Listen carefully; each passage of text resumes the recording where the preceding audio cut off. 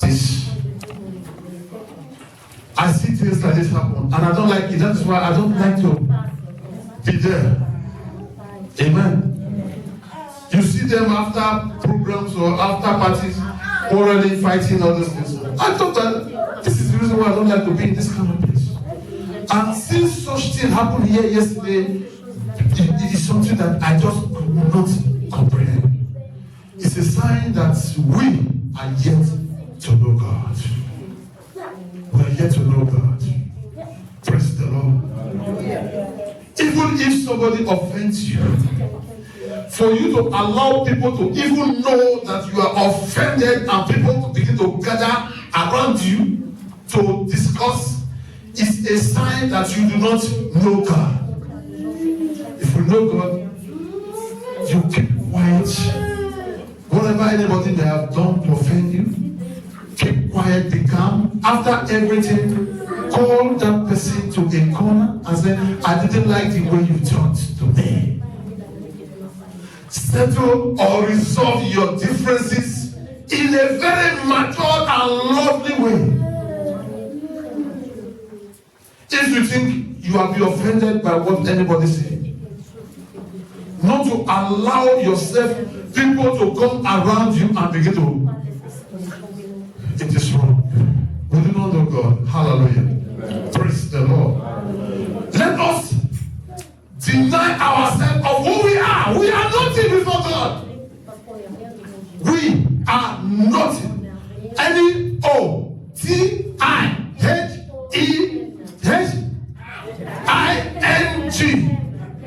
I'm missing French.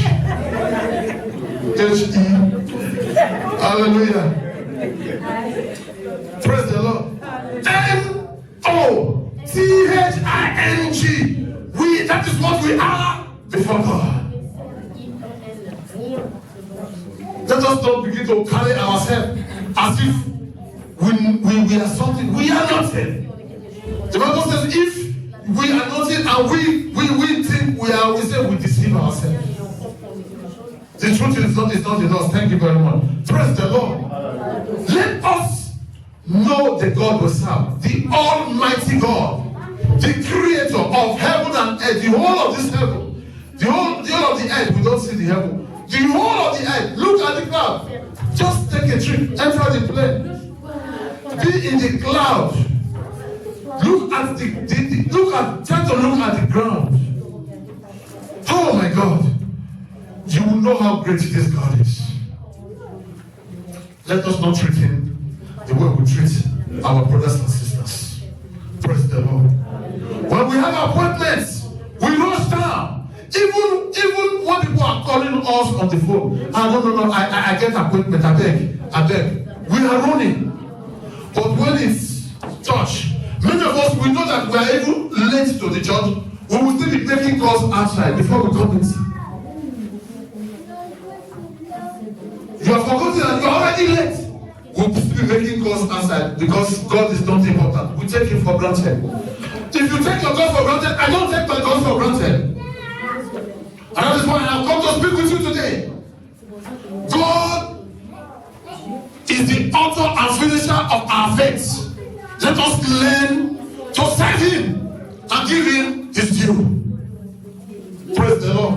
Because if not for him, you and I will not be alive today.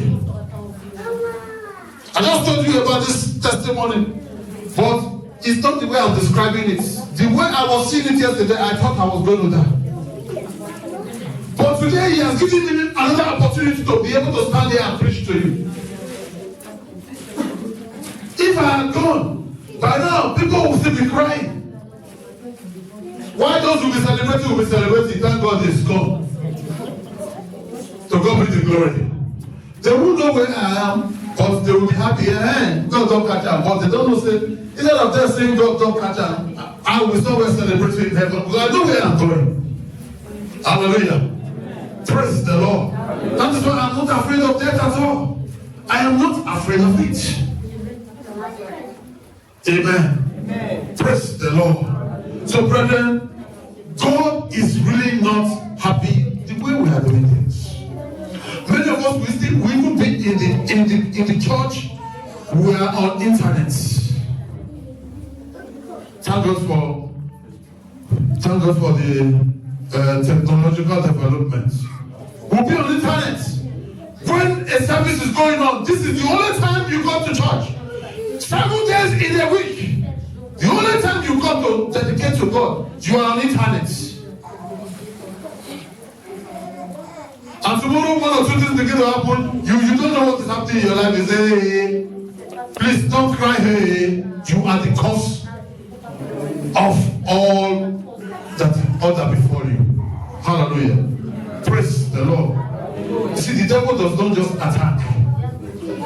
When the devil wants to attack, he first of all destabilize you. He first of all block your vision. He first of all make you disobey God. Hallelujah. It makes you. Let us open our Bible. Leviticus chapter 18. I want us to look at that place. What God told us about being obedient. And at the time you are not obedient in this area, then you will be a target of the devil. Leviticus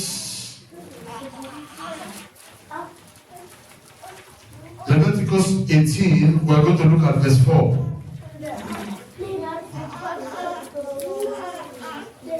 Are we there? We're not there yet.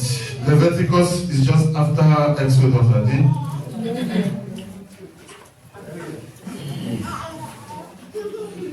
Chapter 18, we're going to look at verse 4.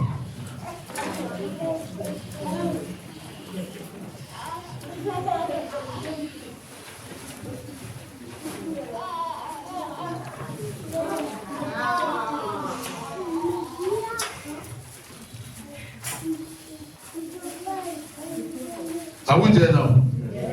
He said, you must, take note of that. You must.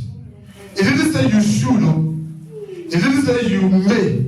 He said, you must obey my laws. And be careful to follow my decrees. Be careful to follow my decrees. God knows what he's saying. And whenever he says anything, he maintains it. He's serious about it. He said, I am the Lord your God. Keep my decrees and laws. For the man who obeys them will live by them. I am the Lord. You must live by his laws and his decrees. This is what God is telling us. We must live by his laws and decrees. And the moment we stop doing this, we are vulnerable to any attack. Amen, somebody. The moment you stop obeying and living by the decrees of God, you are vulnerable. Any attack can come from anywhere. Any arrow can come from anywhere. That is why we must obey his laws and his commandments. If you do not do so, you can be expecting anything at any time. Hallelujah. Because you cannot drink all the Fanta and all the Coca-Cola under 1 hour and not expect to visit the toilets in the next few hours. Be expecting it.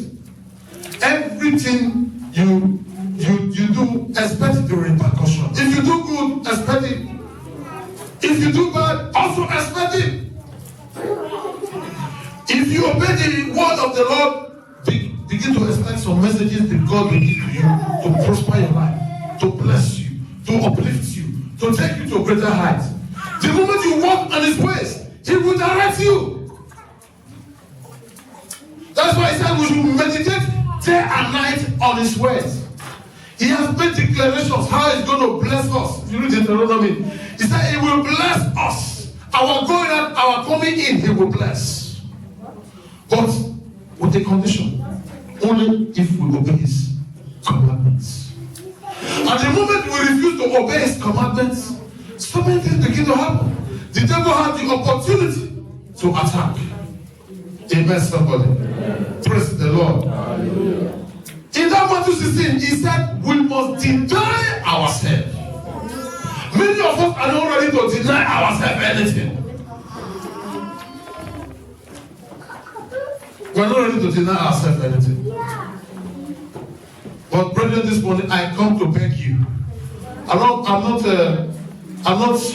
being harsh with you, but I am coming to beg you to deny yourself of many things if you really want to serve God.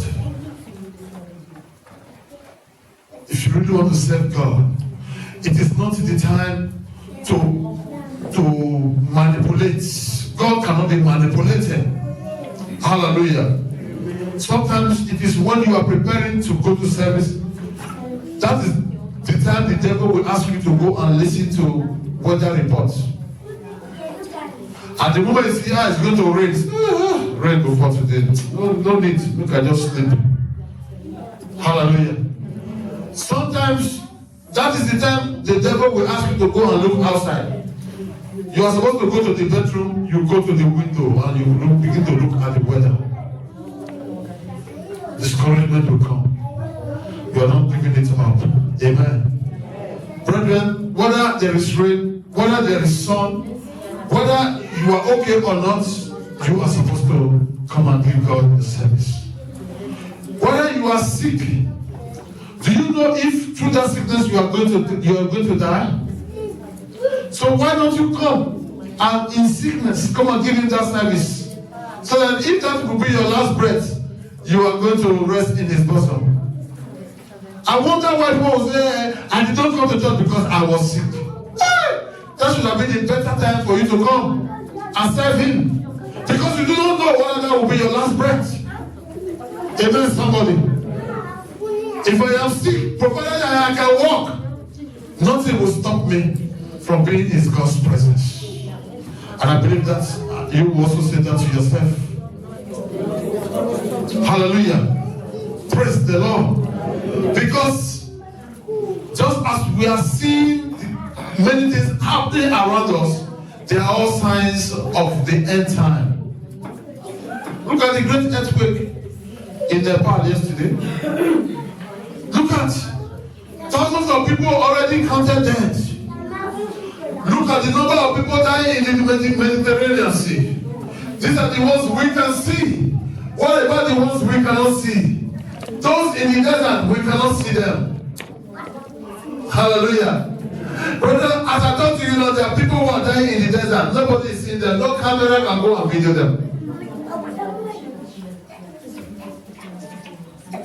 There are people who are in the midst of the Islamic people.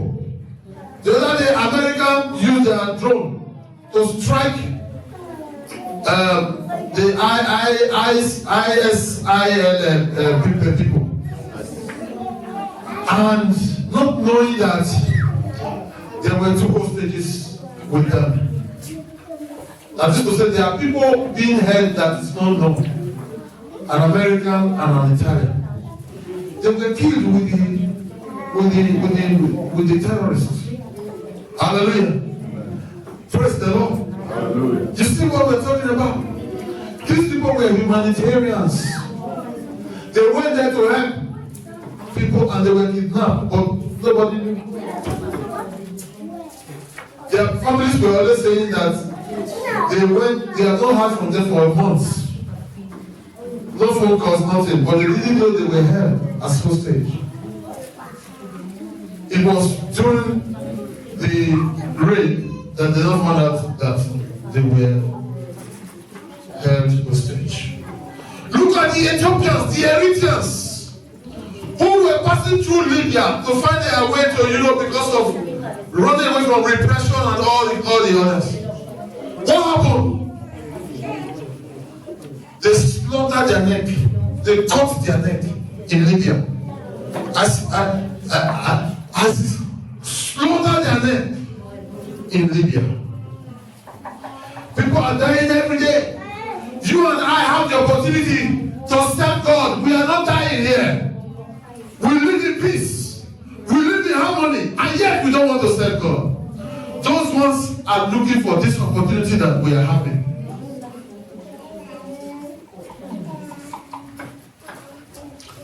Abraham would have promised God, God, if you want to take me to Europe, I will serve you with all my life. But they couldn't make it. Hallelujah. Praise the Lord. Hallelujah. Praise the Lord, somebody. Hallelujah. The Bible says, deny yourself. We are too comfortable in this Europe. Because of that, we no longer recognize who our God is. We no longer recognize what God is doing in our lives. We are too comfortable. That is why we will just leave only a Sunday to come and serve God. And that Sunday, we are timing it. If you go beyond, it's a problem. Hallelujah. I was discussing with a sister in this our brother church here when she came to the shop. I said, I found out that you people close late than us. Do you start late? He said, no, they start 10:30. I said, wow. 10:30. And sometimes we are finished here, all their cars are still there. They are still doing. The other day I wanted to see the man of God. They were still in service. I said, and they don't do Bible study. When they come down 10:30, they start service direct. And sometimes they end 3. He said, as 3 them. I said, and the people don't complain. He said, who want to complain? You go. They are not ready to come and serve God. If they are tired, they can go. We will make sure we dedicate that day. There are places where a whole day is dedicated for the service of God. They don't go home until evening, they go home and sleep because they know that that day is a Sabbath day. Day dedicated to our Lord. But today, what are we seeing? What made many of us left these Orthodox churches where they say only 1 hour, they are just go. We say, okay, we want a place where we can praise better, we can sing better, we can pray longer, we can. And now we are also coming here with that mentality of checking our time all the minutes because we want to live very fast and go home and make nonsense phone calls and do all sorts of things that are not even important in our lives. God will help us in Jesus' name. Apostle Paul, when he was to serve God, he gave it all. This man, according to Bible recording, was rich. He was a tax collector. And tax collectors those days are rich people. Hallelujah. But look at him. He left all his money, left his family, left everything, and started serving God. Of all the apostles, this to me is the greatest of all. Hallelujah. Somebody who could move from Europe down to the Middle East, he moved everywhere preaching the gospel. Even with so many dangers, so many things, they wanted to kill him. Almost everywhere he goes, he's a target. He was a target. But God kept him. Hallelujah. No matter when after everything he said, I have fought a good fight. Hallelujah. How many of us today will be so bold, will be so confident to say such a word that I have fought a good fight? How many? Praise the Lord. Brethren, let me tell you, serving God is not rice and beans. Serving God is not my and akara. Serving God is seriousness. We need to be serious with our God. Because that's why sometimes when I go to the hospital to visit some sick people, or maybe I go to the house to visit some sick people, when they will be talking, please help me to pray. If God can heal me from this, I will serve him. I will just be laughing within me. I said, many people have, the moment they are saying this, the Holy Spirit will just tell me, a lot of people have made this promise, but when they get their healing, they forget about me. People are in their sick bed today, crying and saying, God, if you can heal me, I don't mind staying every day sleeping in the church serving you. People are making that promise. But look at us. We are healthy, shining, everything well. When service ends now, we begin to pose for pictures that we send to Facebook that the whole world will begin to admire us and will begin to say thank you. But the one that is keeping you so beautiful and nice like that, you don't have time to serve him. People are on their bed right now, begging and saying, God, if you can give me good health, every day I'll be lying down in the church to serve you. People are making that declaration right now. But look at us. I pray that God will help us in the name of Jesus. Brothers and sisters, burn it up. Those extra luggage we are carrying, that is not making us to really serve God well. You need to burn it up, because on that day, God is not going to ask you about this extra luggage. He's going to ask after your soul. What happened to your soul? What have you done to your soul? What have you done with your soul? Amen, somebody. All this extra luggage, we are going to leave that behind. I want to make money. I want to be okay. I want to drive the best car. I want to build the greatest house. Good. But these are extra luggage that we must leave behind. On that day, I wish since I get grown this way, I've seen people who die and they bury them with all their properties. Maybe that would have made me to really not be preaching what I'm preaching today. Amen. I don't know if there's any of you who have seen the rich everything, and when they are dying, they pack all their money, everything, their building, their cars, put all of them inside and go. Try it now, whether the next minute you will not see armed robbers coming to take up those cars and houses. Hallelujah. Praise the Lord. Brethren, let me tell you. No wonder the Bible said it in that Matthew chapter 16. It said all is what? Vanity. Vanity. Vanity. That if that was if I will not serve God well because of things of vanity, then I'm a fool. Praise the Lord. Praise the mighty Jesus. Brothers, let us think very well. Let us think twice. Never to allow the devil to deceive us with all this unnecessary extra luggage.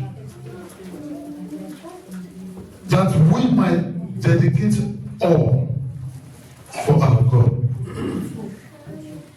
Knowing fully well that service starts at 10.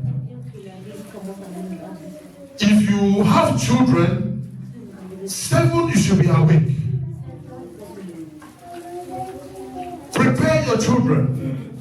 Before 8 you have finished preparing your children. But between 8 and 8:30 you have fully prepared yourself. And when you move between 8:45, you should be here in 1 hour. No, there's no distance enough that will take you more than an hour to get here. Hallelujah. Praise the Lord. And if you don't have children, good for you. You can still relax up to 7:38. Take your bath, and within 8:30 and 9:30, you're supposed to be here. Let's not give flimsy excuses. Excuses that does not carry weight. It is wrong, and it's unfortunate. I pray that God will help us so that we will change from our ways and really give Him quality service all the days of our lives in the name of Jesus. Brethren, the life we live is not for us. Amen. Because whenever you are going to a far journey, what do? You prepare yourself. You make sure you are carrying light luggage, especially you are going to a place you don't know and very far. Can you be carrying heavy load? You don't need it. Because that load will weigh you down. Take as light as possible the necessary things. And what are the necessary things you need to serve God today? You need your Bible. Hallelujah. You need your Bible. There are many of us who don't have Bible. Amen. many of us who don't have Bible. And many of us, thank God for technology, we have loaded our Bible in our smartphone. I am not discriminating against that. It is good. For me, it is a way of, for instance, I want to see the other versions of the Bible. I want to read how it is put there. I can open this and open this at the same time. Instead of carrying two Bibles, I just put that one. I'll check the NIV version. I'll check the King James version. I'll check the New King James. And I'll check the Amplified. You know, before you know it, because they are all in one tablet. Amen. That one is the usefulness for them. But coming to study, to take notes and mark important places. There are times you may not even have the time to read detail. Sometimes, if for instance, some very important points on the Bible, I want to mark them. Instead of green, I'll use yellow. So when I'm just running through like this, you can see there's green here. You see some places there is pink. You see some places there is red or yellow. Here you see pink. Here you see yellow. They mean different things to me.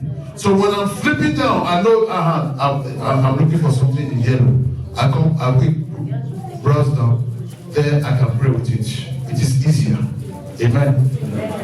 Brethren, but can you do this with your phone? Can you do it with your phone?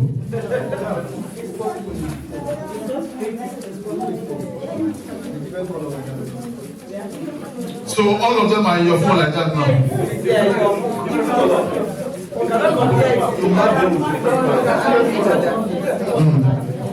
Okay, you can mark it.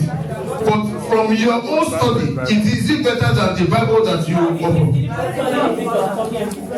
You prefer the Bible? Okay. Praise the Lord. But why this one is that if other people can see the pages you colored and they can comment on it, your friends. You can comment, discuss about it. Praise the Lord. Whichever way you want to see it, I'm saying it from my own point of view, because I have gone through all these ways. I still believe when I am holding my Bible, the Spirit in me is different from when I'm holding my phone. Hallelujah.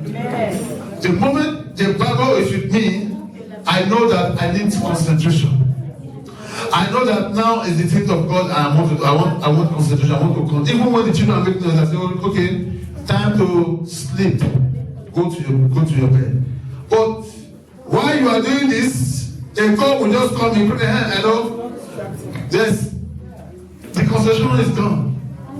There are so many things. See, brothers, let me tell you, if you want to serve God, no matter all the technologies you have here, you need to have this.